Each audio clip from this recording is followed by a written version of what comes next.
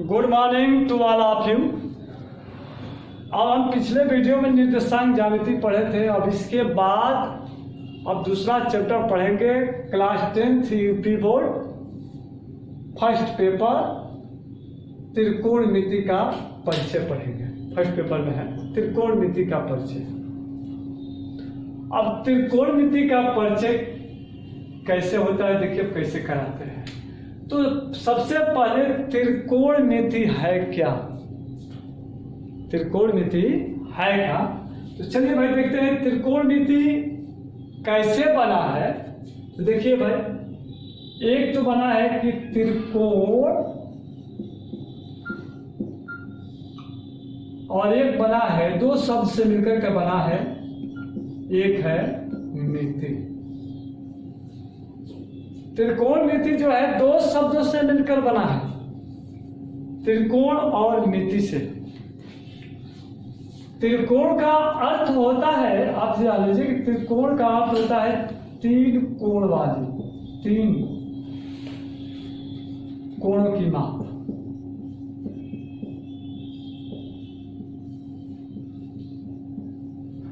तीन कोणों की माप वाली आकृति ये होता है। और मिति का अर्थ होता है माप। तो तीन कोणों की माप वाली आकृति क्या होती है, त्रिभुज। अर्थात इसको हम कह सकते हैं एक लाइन में त्रिभुज। भाई कहने का मतलब कि त्रिभुज में ही तीन कोण होता है और तीन भुजा होती है और तीनों कोणों को मापा जाता है, तीनों भुजाओं को ही मापा जाता है। तो त्रिभुज में ही तीन कोण होता है या तीन भुजा होती, तीन कोण और तीन भुजा होती है। तीन शीर्ष भी होता है, ये पता है। तो तीन कोण वाली कोण आकृति होती है भाई, तो त्रिभुज होता है। अब यह आपको पता हो गया कि त्रिकोणमिति दो शब्दों से मिलकर बना है, त्रिकोण और मिति। त्रिकोण का अर्थ होता है तीन कोण की माप वाली आकृति अर्थात त्रिभुज होता है। मिति का अर्थ होता है माप। इससे आप क्षेत्रफल माप भी सकते हैं, पृथ्वी से चंद्रमा की दूरी भी माप सकते हैं, हाँ, सूर्य इत्यादि मापा जा सकता है दूरियां, या एक दूसरे देशों के मानचित्र बनाने में भी इसका प्रयोग किया जाता है त्रिकोणमिति का। तो त्रिकोणमिति का जो है कई जगह प्रयोग किया जा सकता है, किया जाता है। तो अब इसके त्रिकोणमिति के बारे में जान गए कि त्रिकोणमिति गणित की वह शाखा है जिसके विषय में तीन कोण माप वाली यानी आकृति अर्थात त्रिभुज और माप से इसका संबंधित है, उसको हम कहते हैं त्रिकोणमिति। त्रिकोणमिति, अब देखिए त्रिकोणमिति, इसमें अब कुछ आपको फार्मूला मिलेगा। अब ये जानते हैं कि त्रिकोणमिति का जनकदाता कौन होता है। आप पीछे भी बताया गया होगा इसके पहले, त्रिकोणमिति का जनकदाता शायद ये, तो त्रिकोणमिति का जनकदाता हिप्पार्कस। और इसके बाद हम आगे चलते हैं, इस पर कुछ फार्मूला आता है, आपको सीधे ले चलते हैं। तो ये बताया कि आकृति कौन सी होनी चाहिए, त्रिभुज होना चाहिए। आकृति त्रिभुज होना चाहिए। त्रिभुज में इसमें कौन सी त्रिभुज की आवश्यकता पड़ती है भाई, देखिए। तो सबसे पहले हम एक समकोण त्रिभुज बनाएंगे और समकोण त्रिभुज से आपका जो है त्रिकोणमिति का कुछ फार्मूला निकलेगा।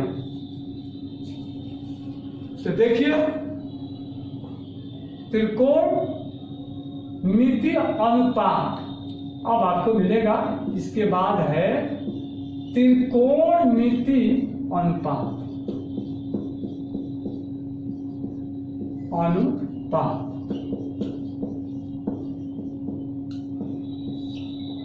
अब कैसे, तो मान लीजिए कि ये एक समकोण त्रिभुज हमने बना लिया, 3 आकृति वाले, तो इसके बारे में जानते हैं आप लोग, अभी मैंने बताया। ये आपका जो है त्रिभुज हो गया, नाम कर देते हैं ABC, और BC पर ये लंब है, ये हो गया आपका 90। ये समकोण त्रिभुज है, तो देखिए इसको हम कहते हैं कर्ण कहते हैं, और जो सीधा खड़ा है स्तंभ की तरह, इसको कहते हैं हम लंब। और ये जो एक चीज आधा जिस पर खड़ा है, ये है लंब जिस पर खड़ा है, तो इसको हम कहेंगे आधार। ठीक। अब इस समकोण त्रिभुज से त्रिकोणमिति के कुछ फार्मूला प्राप्त हो जाएंगे, त्रिकोणमिति अनुपात निकल जाएगा। अब चले देखते हैं। मान लो कि इसको हम कोण थीटा मान लेते हैं, तो थीटा के सामने की जो भुजा आएगी वो लंब कहलाएगी। तो थीटा के सामने की भुजा AB है, तो AB लंब है। ये आधार है, ये कर्ण है। कर्ण कभी नहीं बदलता है। अगर इसको हम थीटा मान लेते हैं,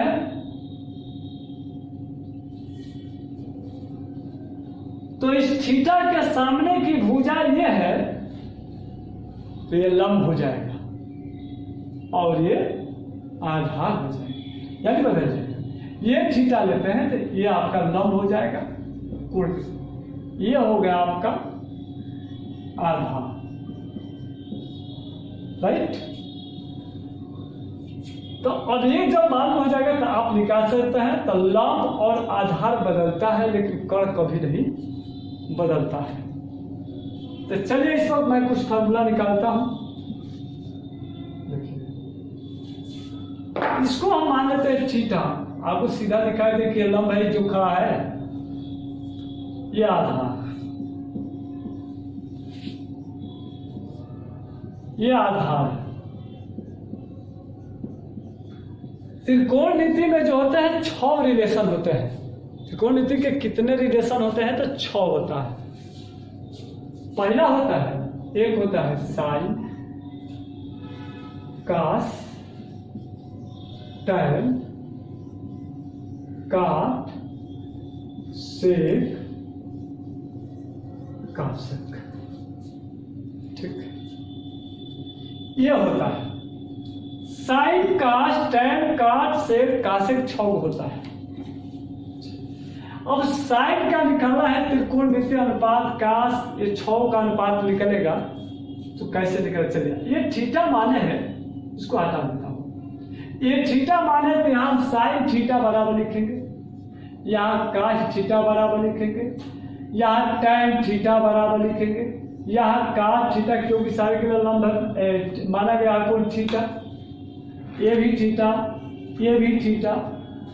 अब देखो साइन थीटा का होता है लंब बटा कर्ण होता है अनुपात, तो ये हो जाएगा लंब बटा कर्ण। कास का निकालेंगे तो ये हो जाएगा आधार बटा कर्ण, यानी BC बटा AC, BC बटा AC। तो BC बटा AC हो जाएगा, यानी आधार बटा कर्ण, आधार बटा कर्ण। टैन थीटा का लंब बटा आधार, यानी लंब है AB, आधार है BC, ये हो जाएगा टैन थीटा का लंब बटा आधार। आप 3 का याद कर लीजिए। जब 3 का याद होगा तो बाकी इन तीनों का याद हो जाएगा। चलिए, साइन का होता है कासेक, कास का होता है सेक, टैन का होता है काट। देखा? तो टैन का अगर याद है तो काट का याद हो जाएगा, तो काट का हो जाएगा आधार, ला देंगे इसको लग जाएगा आधार बटा चलिए, साइन का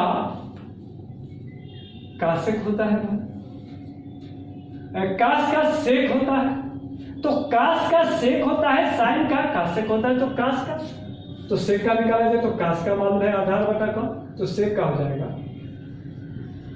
कर्ण बटा आधा। कासेक का साइन का होता है, साइन का लंब बटा कौन, तो कासेक का हो जाएगा कौन बटा लंब, कौन बटा लंब। ये 6 है और 6 से जो है हम त्रिकोणमितीय अनुपात निकाल सकते हैं। अगर कोई इसमें से 2 चीज मालूम है तो 6 निकल जाए। देखिए, मैंने इस पर एक एग्जांपल देता हूं, आप देखिए, यदि साइन थीटा बराबर 3/5 तो कास टैन काट सेक कासेक का मान बताओ, इन सब पांचों का।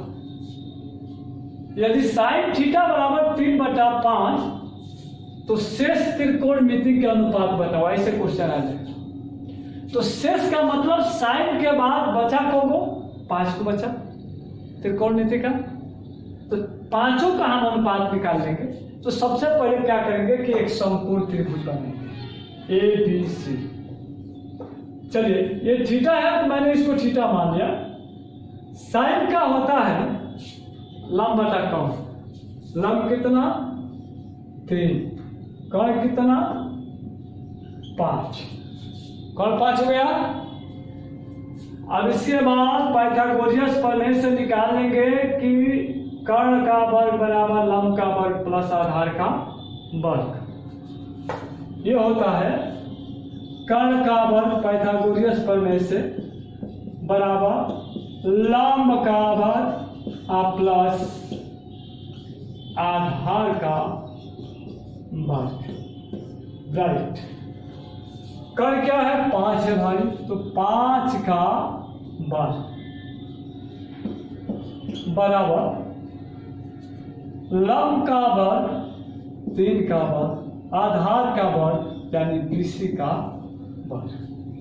5 का वर्ग 25 बराबर 3 का वर्ग 9 प्लस BC का वर्ग।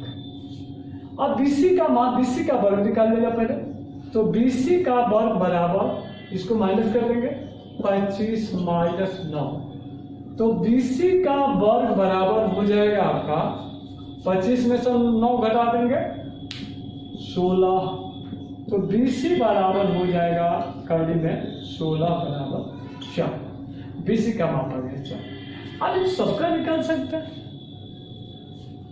काश थीटा बराबर आधार बटा को निकाल लो भाई। यहां पर देखो आधार कितना है 4/3, टैन थीटा का लंब बटा आधार, तो लंब क्या है भाई 3, आधार कितना है 4, काट का होता है आधार बटा लंब, देखो आधार बटा लंब, आधार 4 लंब 3, जब ये हो जाएगा 4/3।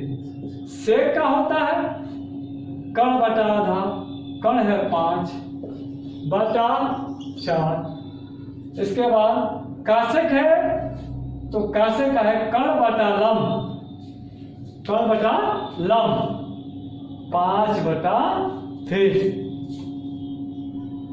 5/3। अब इसके बाद नेक्स्ट वीडियो में अब आगे का चीज बताया जाएगा। अब तो थोड़ा सा ये इसके बारे में मैंने बताया कि त्रिकोणमिति क्या है, इसके रिलेशन कितने थे 6 होते हैं, और इसके बारे में बताया कि अनुपात क्या होता है, त्रिकोणमिति अनुपात कैसे निकाला जाता है, अनुपात से क्वेश्चन तो इस तरह से निकाला जाता है। ये त्रिकोणमिति का जो है ये फार्मूला आप लोग याद कर लेंगे। और उसके बाद मैंने उस पर एक एग्जाम्पल दिया था, बता चुका हूँ। ठीक है, इसके बाद नेक्स्ट वीडियो में मिलेंगे। Thank you.